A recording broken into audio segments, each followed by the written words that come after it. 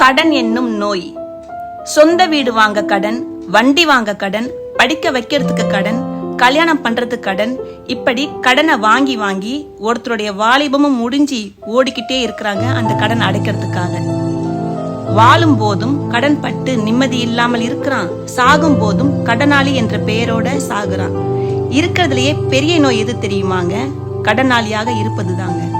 உடம்புல எந்த நோய் வந்தாலும் சரியாகலாம், சரியாகாமல் கூட போகலாம். அந்த நோய் அவர்களோட போய்விடும். அவங்க மட்டும்தான் அந்த நோயால பாதிக்கப்படுவாங்க. ஆனால் கடனால கடன் பெற்றவரும் பாதிப்படைவாங்க, அவங்க குடும்பமும் பாதிப்படைவாங்க.